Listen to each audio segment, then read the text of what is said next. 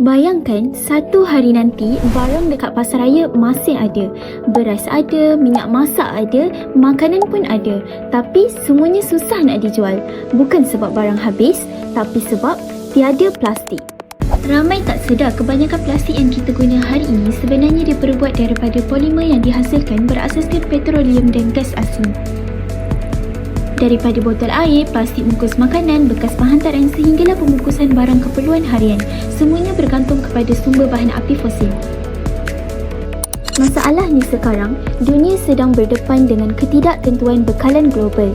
Bila berlaku konflik geopolitik, gangguan perdagangan, perubahan harga minyak dunia dan krisis sumber, industri plastiklah yang antara yang paling awal terkesan.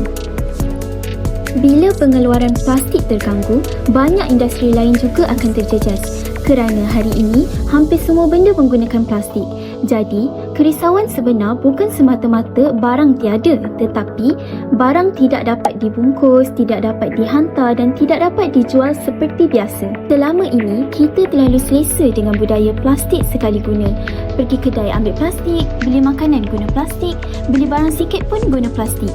Kadang-kadang, benda yang kita guna hanya 5 minit tetapi memberi kesan kepada dunia selama ratusan tahun. Sedangkan, banyak pilihan dan amalan alternatif sebenarnya sudah lama wujud. Perubahan besar sebenarnya boleh bermula dengan tindakan kecil. Ke pasaraya, bawa beg guna semula. Ia nampak kecil tapi kalau dilakukan berjuta rakyat Malaysia, impaknya sangat besar. Beli makanan, cuba biasakan bawa bekas sendiri. Hindari penggunaan plastik sekali guna yang akhirnya terus dibuang selepas beberapa minit digunakan.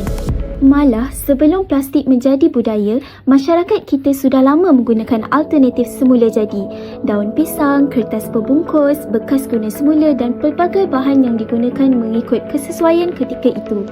Kadang-kadang, penyelesaian masa depan sebenarnya datang daripada amalan lama yang kita pernah tinggalkan. Dalam masa sama, industri dan peniaga juga memainkan peranan besar.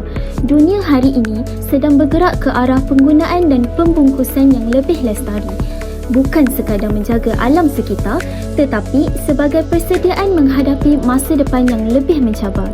Plastik mungkin nampak kecil dalam hidup kita, tetapi apabila dunia mula berdepan krisis bekalan global, kita akan sedar betapa besarnya pergantungan manusia terhadap sesuatu yang selama ini dianggap biasa.